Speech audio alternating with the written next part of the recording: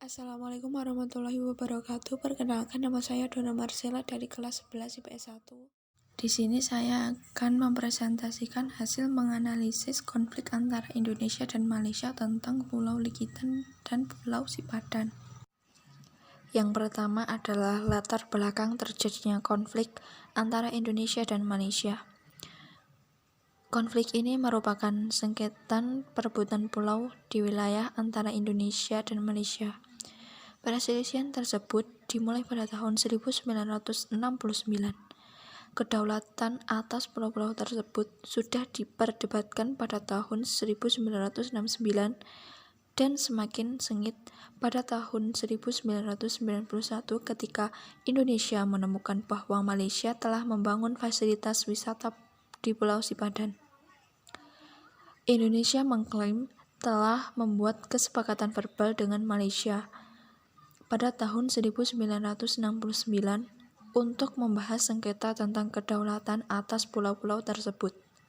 Namun, Malaysia membantah adanya kesepakatan dan menganggap bahwa pulau-pulau tersebut selalu menjadi bagian dari wilayah negara bagian Sabah.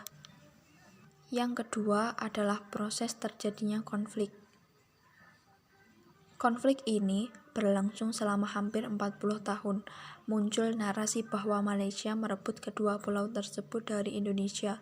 Untuk meluruskan hal ini, Kepala Pusat Pemetaan Batas Wilayah Badan Informasi Geospasial mengatakan pada tahun 1969, Pulau Sipadan dan Pulau Likitan bukan merupakan wilayah kedua negara. Untuk menentukan batas negara, Indonesia dan Malaysia mengacu pada peta zaman penjajahan. Saat kedua negara klaim, ternyata ada bukti otentik bahwa Inggris telah melakukan pembangunan di Pulau Sipadan dan Pulau Likitan. Oleh karena itu, Mahkamah Internasional memberikan Sipadan dan Likitan kepada Malaysia. Yang ketiga adalah bentuk konflik.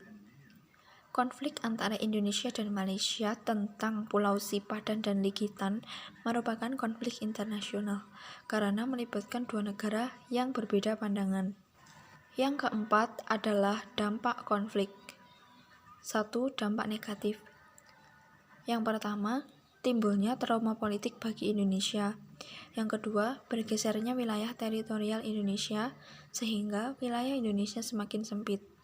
Yang ketiga, timbulnya konflik dan isu perbatasan yang sensitif mengenai wilayah antara Malaysia dan Indonesia. Yang kedua, dampak positif. Yang pertama, memacu dan meningkatkan semangat cinta tanah air. Yang kedua, meningkatkan pembangunan di pulau-pulau terkecil bangsa Indonesia. Yang kelima adalah penyelesaian. Konflik ini diselesaikan dengan metode arbitrase internasional, yaitu menyelesaikan konflik berdasarkan kontrak internasional dan tunduk pada hukum nasional. Karena konflik ini diselesaikan oleh Mahkamah Internasional dengan keputusan Malaysia berhak atas Pulau Likitan dan Sipadan.